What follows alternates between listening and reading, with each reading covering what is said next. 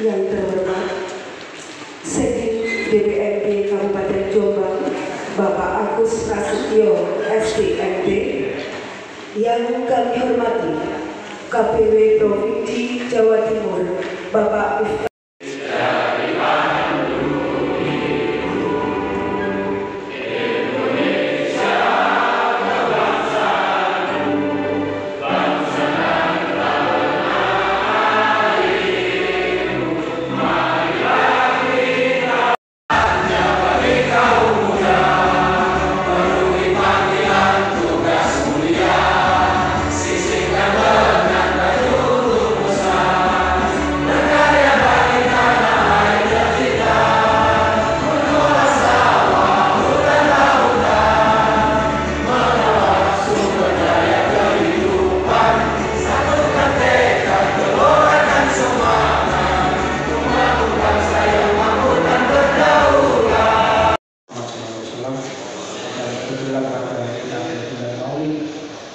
yang seharusnya dan pasti kita selaku seorang muslim mengharapkan syafaat kepada beliau untuk memberikan kepada kita berada di akhirat nanti.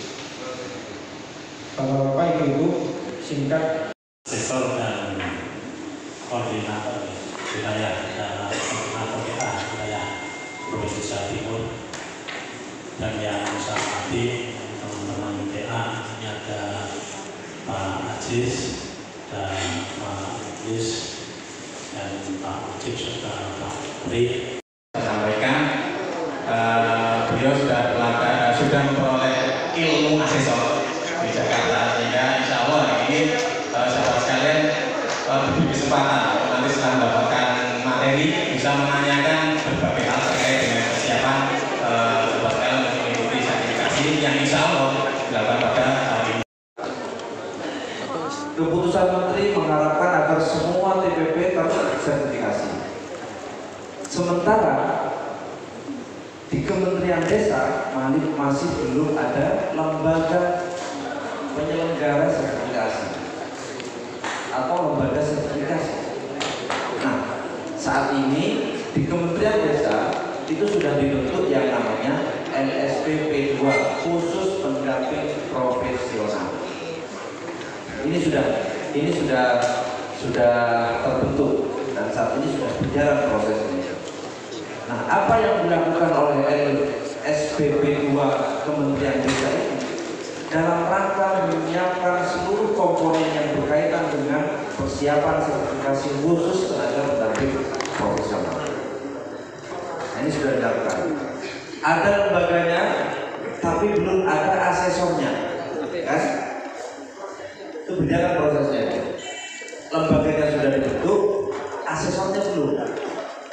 Proses itu berjalan, ada mulai tahun 2019 kemarin itu sudah ada pelatihan atau sertifikasi khusus asesor yang disiapkan untuk menjadi asesornya teman-teman TPP se-Indonesia Raya.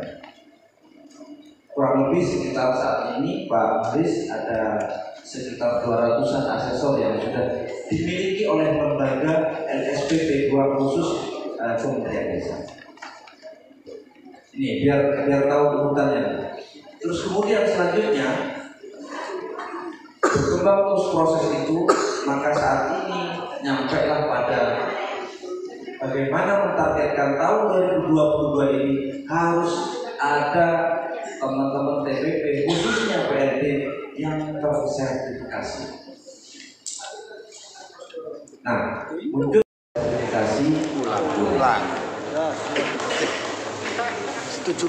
Sampai di sini orang ya. Nah, inilah yang kemudian kita harus sampaikan kepada teman-teman. Kalau teknis sertifikasinya saya kira sudah selesai. Terus kemudian teknis untuk mengisi dan lain sebagainya teman-teman sudah paham semua. Yang perlu saya tekankan, dan ini menjadi bagian dari tugas kami di Provinsi Jawa Timur yang sekarang sudah diuji sebagai asesor, itu ada sekitar 7 orang. Nah, di sini pasal 30 itu dijelaskan tenaga pendamping profesional yang belum memiliki sertifikat kompetensi masih tetap menjalankan tugasnya paling lama 2 tahun terhitung sejak peraturan Menteri diundangkan. Artinya itu tahun 2020 sekarang sudah berakhir, sudah batasnya 2 tahun. Bayangkan kalau kemudian ini berlaku yang sesungguhnya, kemudian teman-teman sudah lewat semua, sudah off semua, sudah tidak diakui semua menjadi tenaga pendamping profesional. Nah, ini berkat dari perjuangan Menteri bahwa saat ini harus ada yang tersertifikasi bahwa itu sudah punya skill menghadapi BPD yang tukaran terus sama kepala desanya, itu sudah punya kemampuan untuk mengkelabui ini sudah punya.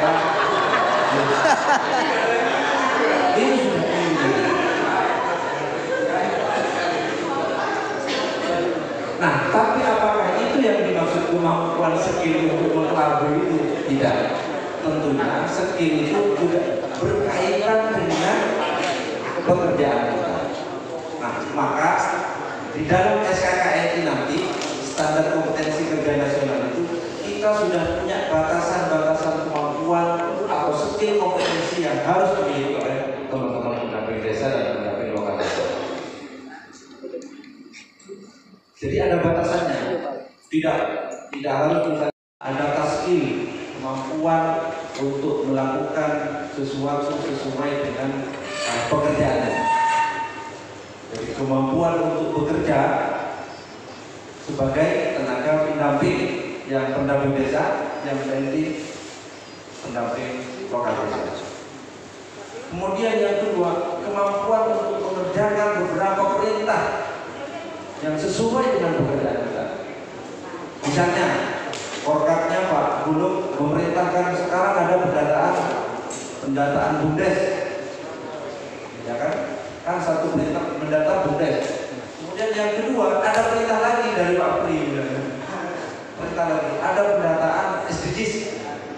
Nah, kemampuan untuk melakukan pekerjaan perintah itu, 2 perintah itu untuk bisa dilaksanakan dengan itu adalah yang dikatakan task management skill, kemampuan untuk memanage, kemampuan kita untuk memfasilitasi.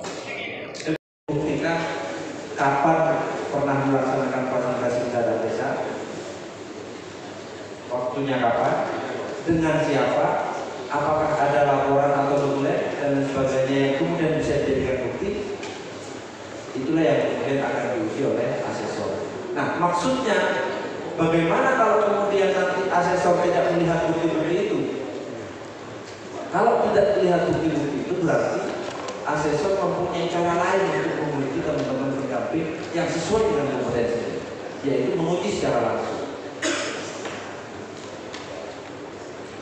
Nah, disinilah pentingnya untuk kemudian kita mengetahui bukti-bukti apa yang harus disiapkan untuk persiapan sertifikasi. Saya kira tidak jauh beda dengan yang pernah dilakukan oleh teman-teman pada sertifikasi kemarin. Cuma karena sekarang ada skema yang sudah disusun, kemudian disesuaikan dengan pekerjaan kita, maka untuk mempermudah penelusuran ini, tinggal teman-teman mengingat-ingat kembali data apa yang pernah dimiliki sesuai dengan unit kompetensi yang ada dalam skema ini. Bukti langsung, tidak langsung, atau tambahan, ya kan? Bukti langsung itu bisa saja langsung saya minta ke Pak siapa ini, dibuktikan atau yang diajukan sebagai bukti pendataan BUMDes itu kan tidak nyambung dengan ini, maka itu tidak valid itu, ya, itu sudah dinyatakan tidak valid. Kemudian yang kedua, asli tidak, buktinya kalau misalnya menentukan asli atau tidak, maka bukti itu harus miliknya sendiri, jangan buktinya Pak Tian terus kemudian punyanya di fotokopi dipakai oleh Pak Finis misalnya. Itu nggak asli sebenarnya. Ya. Jadi relevan dengan skema unit kompetensinya. Kalau nggak cocok dengan unit kompetensinya, jangan dijadikan bukti. Yang asli itu ya harus betul-betul miliknya sendiri. Kemudian yang ketiga terkini masih berlaku atau masih dilakukan. Kemudian yang terakhir memadai, akurasinya masih terpelihara. Jadi kalau sudah bukti yang tahun seperti yang saya sampaikan tadi, sudah tahun 2013, jangan dijadikan bukti, itu sudah tidak relevan. Misalnya buktinya bukti foto yang mau dijadikan bukti, fotonya sudah kelihatan, di belakangnya sudah jelas, sudah terus nggak memadai. Next, oke. Portofolio itu apa? Ternyata portofolio itu saya juga baru tahu. Portofolio itu ketika kita sudah melakukan asesmen sebagai asesor. Ternyata singkatannya itu pot atau folio, laporan secara full. Nah, ternyata sekarang dirubah menjadi, bukan dirubah, pot itu bisa dipakai oleh daily report. Ya, ternyata daily report itu kan laporan harian. Nah, disitulah kemudian portofolio, pot itu laporan, folio itu full, jadi laporan yang lengkap. Makanya kalau teman-teman mau melaporkan sesuatu ke DRP harus lengkap, jangan setengah-setengah. Ya. Oke, next. Nah, sahabat-sahabat sekalian, ini adalah bukti-bukti yang sudah kami diskusikan di Provinsi Jawa Timur dengan teman-teman asesor yang lain. Ada sekitar 14 poin yang kemudian bisa dijadikan bukti untuk mendukung. Nah, di undangan ini kadang-kadang masih belum bisa menentukan bahwa ini betul-betul hadir atau tidak. Jadi kalau mau menampilkan undangan, pastikan undangannya itu yang betul-betul dihadiri oleh teman-teman. Kalau sekiranya tidak hadir, ya tidak usah ditampilkan undangan itu. Undangannya WA apa? WA-nya itu tidak apa-apa di-capture kemudian di-print out dijadikan di bawah. Ketika teman-teman sudah membuktikan melalui apa itu linknya oleh Dedi, ketika nanti pada saat ujian ditanya untuk bisa membuka ayo sing gak iso buka iki ayo. Itu menjadi tidak kompeten itu. Kira-kira begitu. WA. Oke. Kemudian ada form identifikasi rencana kegiatan. Mulai sekarang harus sudah mulai membuat itu. Misalnya PLDA mendampingi 4 desa. Jadi sudah mulai dibuat rencana kegiatan. Saya besok mau ketemu Pak Kades membahas terkait dengan ini. Ya. Besok saya mau ketemu dengan Direktur BUMDes membahas terkait dengan progres BUMDes. Masih ada siapa? Ya, lihat. Ada lagi bahan dan materi yang disusun. Usahakan segala kegiatan apapun yang berkaitan dengan desa, teman-teman membuat materi. Meskipun hanya 2 lembar atau 3 lembar. Jadi biar ada bukti bahwa saya menyampaikan materi. Fasilitasi, budget, buatlah materi apa yang disampaikan itu diberitahu. Tentunya bisa PowerPoint atau bisa materi yang lain. Kemudian yang 13 ada sertifikat kegiatan. Nah, sertifikat kegiatan BIMTEK ini nanti bisa dijadikan bukti portofolio. Ya. Nah, ini BIMTEK ini sudah banyak bukti. Pertama, kalau ada foto, ini foto, ada satu bukti. Kemudian yang kedua, ada daftar hadir, dua kan juga. Terus kemudian yang ketiga ada materi BIMTEK, materinya ini. Kemudian yang terakhir nanti misalnya pulang membuat notulensi, ada apa tuh? Kemudian yang ketiga teman-teman jadi ya. Oke. Dalam unit kompetensi melakukan sosialisasi kebijakan terkait desa itu ada 3 elemen. Ya, ada 3 elemen. Yang elemen yang pertama mengumpulkan bahan sosialisasi kebijakan terkait desa. Elemen yang kedua menyusun rencana sosialisasi kebijakan terkait desa. Kemudian yang ketiga melaksanakan sosialisasi kebijakan terkait desa. Nah, dari 3 elemen ini teman-teman sudah bisa membayangkan bukti apa yang akan ditunjukkan. Di situ mengumpulkan bahan sosial. Ya, Mbak, ada nih. Assalamualaikum.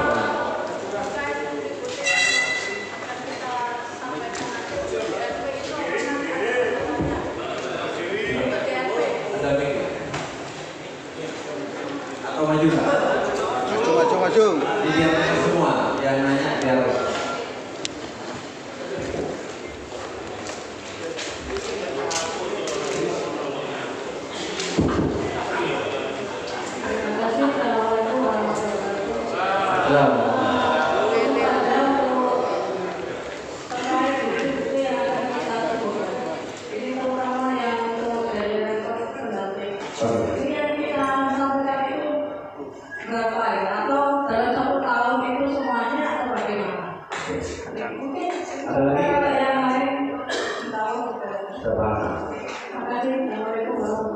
Oke, terima kasih. Dan teman-teman saya, kalau mau melampirkan bukti dari report, jangan dilampirkan pada saat tahun 2015 karena dari report anggapnya baru. Misalnya, saya kegiatan fasilitasi pendanaan desa tahun 2019, kan belum ada dari report. Sudah tidak usah dilampirkan dari report. Lampirkan LWK yang pernah ada. Iya, betul.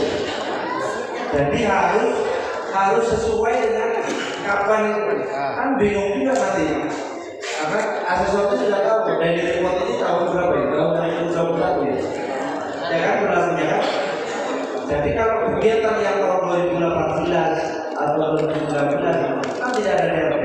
Jangan sekali-kali melakukan DRP. Oke. Nah, terkait dengan DRP, apakah DRP itu harus mulai tahun 2021 diberi semua? Tidak. Misalnya, yang ada kegiatan proses fasilitasi yang sesuai dengan unit kompetensinya itulah yang diberi kemudian distabil.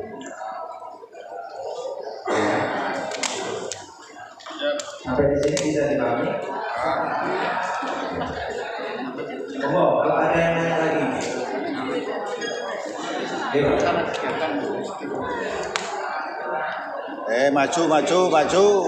maju. Pimpin desa maju. Terima kasih. Assalamualaikum warahmatullahi wabarakatuh.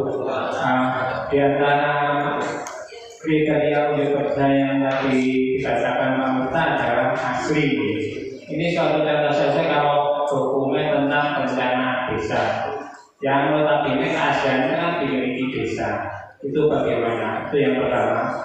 Yang kedua, katakanlah ini di apel 2 untuk pendanaan lokal kerja, minta contoh saja kebutuhan mendata desa diidentifikasi sesuai peraturan. Ini bentuknya seperti apa? Terima kasih. Assalamualaikum warahmatullahi wabarakatuh. Oke, terima kasih Pak Tuhan. Oke Pak. Nah, apakah data atau bukti itu asli, harus yang asli? Tidak. Maksudnya itu asli itu betul-betul buktinya itu ada. Nanti yang bisa dibuktikan sangat cukup minta fotokopinya ke desa, fotokopi dibawa.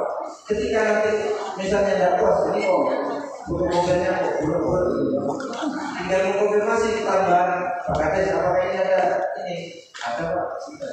Maksudnya keaslian itu betul-betul itu asli dan dimiliki oleh desa. Itu kan pasti yang asli pasti ada di desa. Pak mungkin teman-teman dikasih yang asli. Alhamdulillah. Yang kedua harus ada kuesioner. Terus kemudian yang ketiga, karena kemarin ada SK pendataan. Alhamdulillah. Kemudian ada lagi apa itu? Tentunya kemarin yang kurang dilakukan. Ada materi sosialisasi di Jakarta. Sudah ada berapa?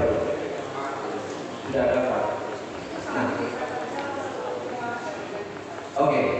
Nah, sekarang pertanyaannya, apakah misalnya saya pendamping lokal desa, mendampingi Pak desa, apakah semuanya Pak desa itu harus saya? Tidak, tidak harus.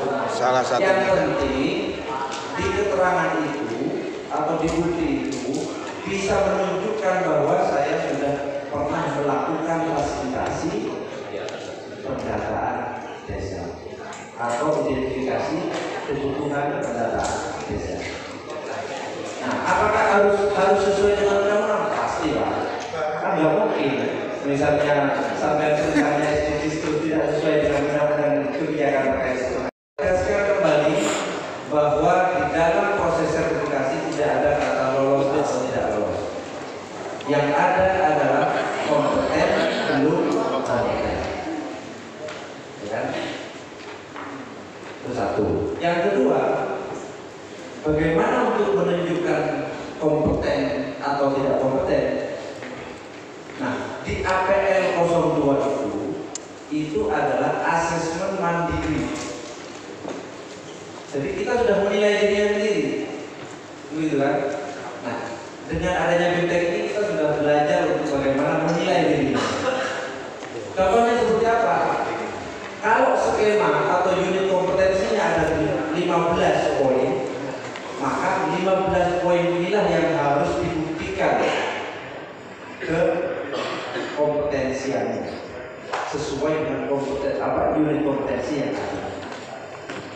Nah, misalnya ada 1-2 yang tidak kompeten, inilah yang jangan sampai terjadi, bahwa di dalam unit-unit itu antara 1 sampai 15 itu harus teman-teman bisa memastikan dan harus bisa ditunjukkan bukti-bukti yang pernah dilakukan oleh teman-teman. Maka ini perlunya untuk penyiapan sertifikasi. Jangan sampai dari 15 unit kompetensi itu tidak ada contoh portofolionya sama sekali. Jadi harus sudah lengkap. Yang mau dibawa ke sana itu harus sudah lengkap. Nah, nanti pentingnya Pak Muhlis untuk kemudian diberi lagi, ini bisa menjadi kerjasama yang baik dengan teman-teman. Nah, apakah tugasnya PLD dan PD terus kemudian tidak bisa dibuktikan karena kegiatannya bersama? Bisa. Ya. Jadi misalnya PD berkegiatan yang sama dalam proses fasilitasi yang sama di tempat yang sama, itu bisa dijadikan bukti untuk menunjukkan kompetensinya sesuai dengan unit. Misalnya fotonya sama kan, fotonya sama. Jadi buktinya PD bisa dipakai PD, buktinya PLD bisa dipakai TA. Kalau misalnya ada, teman-teman pernah nggak memfasilitasi kerjasama antar desa? Nah, di BKD Pernah kan? Pernah fasilitasi? betul, BKD pernah. Itulah yang harus ditunjukkan kepada kompetensi. Itu sudah ada. Gimana? Itu sudah ada. Akan membuat folder besar di laptopnya. Kalau judulnya kira-kira yang udah ingat apa? Sertifikasi Muhammad Dahlan, siapa namanya gitu kan? Data sertifikasi Pak Dahlan, folder besarnya. Di dalamnya isinya apa? Buatkan folder lagi, isinya APL 0153. Ya, data berikutnya buatkan folder lagi APL 02. Data APL 02. Ya, dengan adanya BIMTEK ini merupakan langkah untuk memudahkan kita memenuhi apa yang diperlukan untuk sertifikasi pendamping ke depan. Nah, mudah-mudahan dengan petunjuk-petunjuk macam itu di lapangan kita juga lebih mudah untuk mengumpulkan berkas-berkas itu hingga tercapai sepenuhnya untuk disampaikan kepada yang bersangkutan besok di saat BIMTEK. Assalamualaikum warahmatullahi wabarakatuh. Selamat siang, salam berdesa bagi PPP Kabupaten Jombang. Alhamdulillahirabbil alamin. Saat ini Abdi Kabupaten Jombang telah melaksanakan BIMTEK sertifikasi bagi tenaga pendamping profesional. Tujuan dari pelaksanaan BIMTEK ini adalah sebagai sarana untuk meningkatkan kapasitas PPP dalam membuat portofolio yang akan diajukan sebagai bahan sertifikasi. Yang kedua adalah adanya penentuan standarisasi kompetensi apa yang harus dipenuhi oleh setiap TPP dalam melaksanakan tugas sebagai pendamping desa. Semoga dengan pelaksanaan BIMTEK sertifikasi ini bisa membantu TPP Kabupaten Jombang agar pelaksanaan lebih lancar. Terima kasih. Assalamualaikum warahmatullahi wabarakatuh.